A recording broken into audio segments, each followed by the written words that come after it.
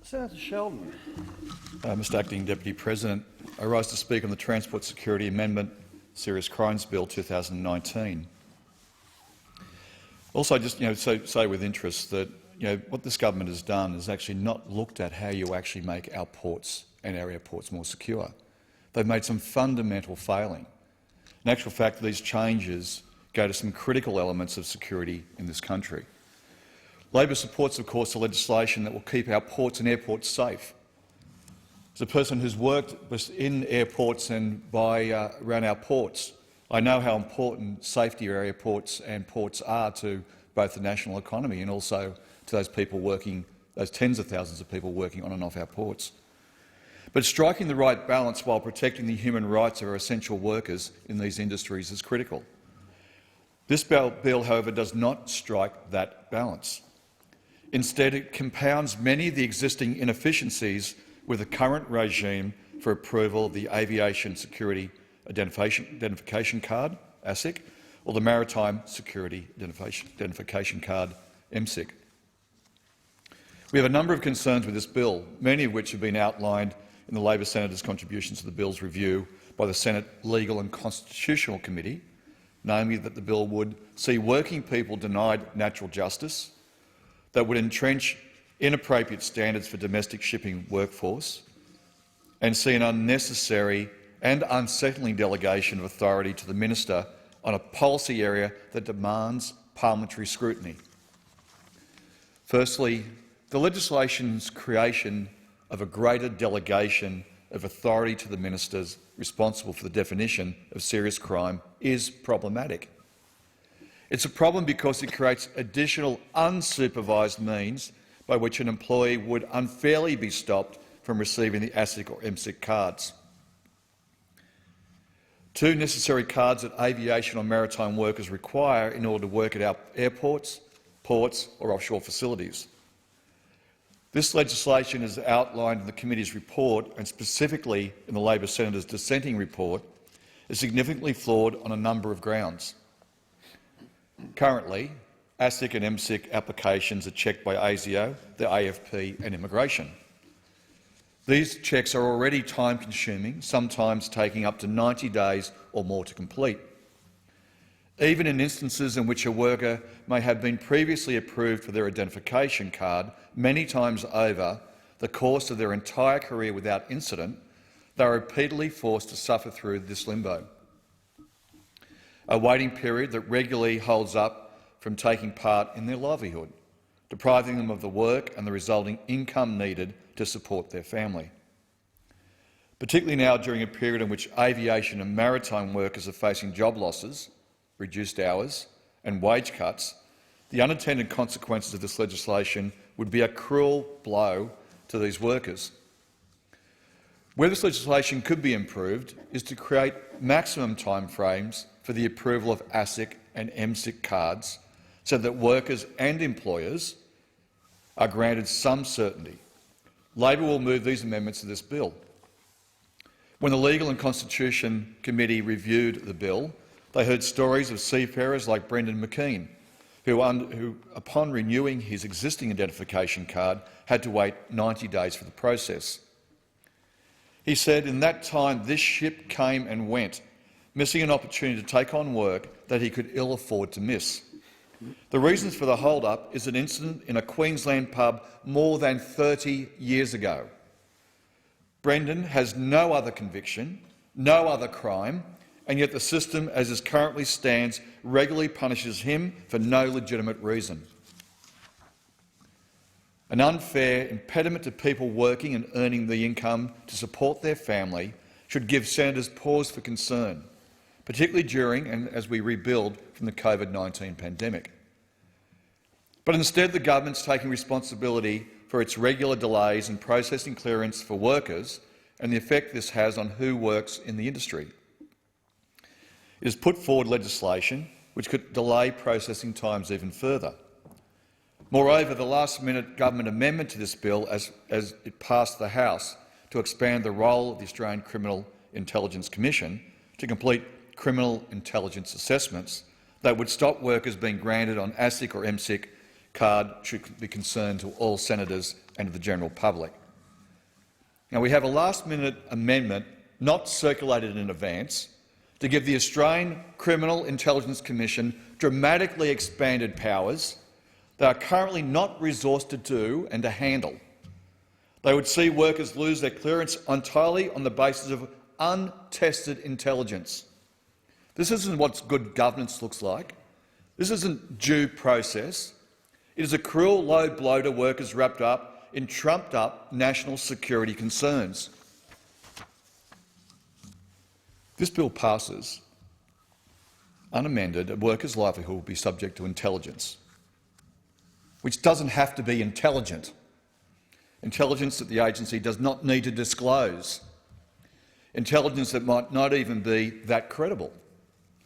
Denying or delaying someone's the right to work because of some sort of rumour of intelligence denies the natural justice we must all be entitled to. Imagine if such a law was brought to your workplace or parliament, where a simple rumour could deny your job for 90 days or so without end.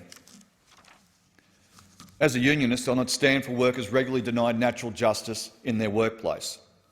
As a senator, I'm not convinced that this legislation does not contain the power to unfairly take away a person's livelihood.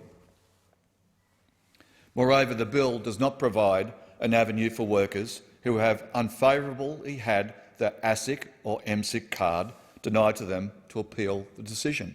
No appeal process. All done in quiet, it's done without transparency, and there's no appeal process. Imagine if that was in your workplace or this parliament. The government's failure to legislate a means to appeal to allow workers to hear the allegations against them speaks to this government's lack of regard for workers at airports, ports and at sea. It denies the necessary transparency that is inherent in a well-thought-out piece of legislation.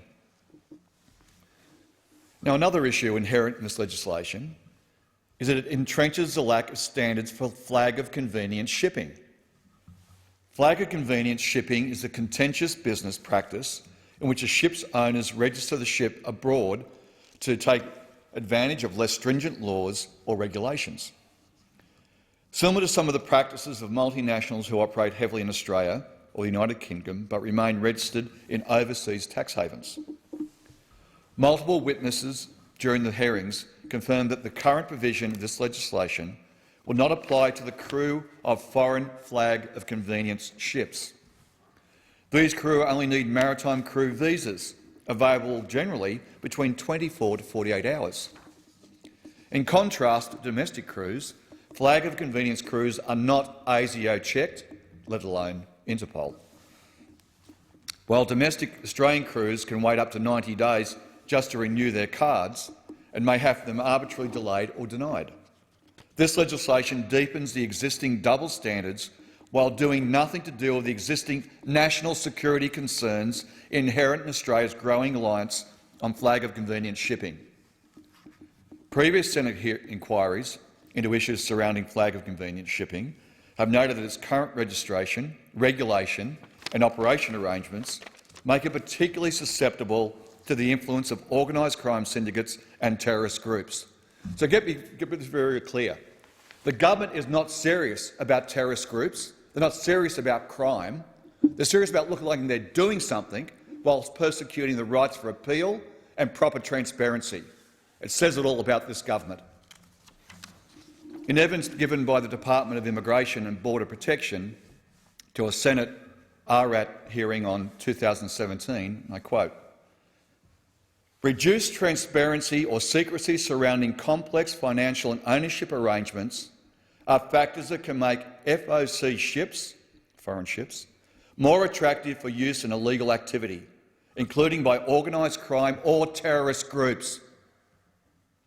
This means that FOC ships, I quote, may be used in a range of illegal activities, including illegal exploitation of natural resources, illegal activity in protected areas, people smuggling and facilitating prohibited imports or exports." And the government does nothing. It might be of an interest to senators that the sort of things transported on flag of convenience shipping is not just cars or clothes, it's chemicals and goods used in our mining industry. Chemicals like ammonium nitrate. The explosion, of course, chemical at the heart of the great tragedy in Beirut on August the 4th last year. Australia regularly issues temporary permits to foreign ships that carry chemicals like ammonium nitrate, and they'll be going past a capital city of yours or dropping in to say hello. Australia, more than 85,000 tonnes of ammonium nitrate were moved through the port of Newcastle this year. Most of it moved by flag of convenience ships of workers who never get checked for ASIO, AFP, terrorist activity, criminal activity and the like. Ships flagged in Singapore, Panama, Liberia, Russia. And what does this government do? Nothing. Ships crewed by foreign workers were not subject to the same background checks we demand of our domestic workforce. This government likes to talk big on borders and security, but when it comes down to these borders, not when it's interests of multinational corporations to shirk their tax and labour standard obligations by running flag of convenience shipping. They're in the pocket of big corporations rather than Australians. Doesn't that surprise you? Well, it doesn't surprise me. A practice that undermines our domestic maritime workforce, deprives our country of valuable tax revenue and poses significant security and safety risks. Just today, in a report by Greg Sheridan, and I quote, Theresa Lloyd was reported as saying from MIAL, Maritime Industry Australia Limited, the body that represents Australian cargo industry. Admiral Barrett also spoke as a board member. But according to the MIL executive Theresa Lloyd, there are now just 13 Australian flagged or controlled cargo vessels. 30-odd years ago there was 100. Britain still has 470, such as commercial ships. If you don't have the capacity, she said, if you don't have the capacity to requisition ships, there's not much you can do in an emergency, Admiral Barrett said. A national government has legal authority in a crisis to requisition civilian ships which carry its flag or are controlled by its companies, but no authority over foreign ships. So it goes to a broader issue about how this government operates in the shipping industry and how it operates on behalf of big corporations against our national interest, our employment interest and our national security interests. Already, flag of convenience shipping, as I've just said, have undermined our domestic seafaring industry. This bill will deepen the double standard. This legislation provides additional support to flag of convenience shipping that will further offshore our domestic shipping industry. I'm also concerned about the unnecessary and unsettling delegation of authority to the minister in this matter. It will prevent parliamentary oversight on possible expansions of the scope of requirements to have ASIC or MSIC cards. This is further compounded by the failure of the government to provide an early draft of the regulations that should be associated with this legislation. Despite the idea of this legislation having been in the works since they first promised it in 2013 federal election. The Senate committee reviewing this bill was denied any preview of the accompanying regulations and should give any senator interested in transparency concern about this bill. The distributing trend of governing by regulation denies Parliament the same rights of oversight of legislation. The ability of the minister to expand the scope or definition of serious crime by regulations to change the definition of serious crime and to deny someone their security card grants the senator very blunt powers of oversight, where it must choose to allow or disallow the regulation. Instead, such things should be contained in our legislation to this parliament. Instead, this delegation is unsettling because the Serious Crimes Bill doesn't include a definition of serious crime. Farcical. Instead, that definition is ambiguously left to the department and the minister in question. There are several definitions of serious crime across a number of Commonwealth Acts and regulations the minister might have picked. They haven't. You didn't even have to think about it. We only had to look at the options and consider the best option. 2013, this has been in consideration. We're surely not at a point where ministers should be the right to unilaterally change standards. Sheldon, sadly, your time has expired. Senator Brown. Thank you, Mr Acting Deputy President.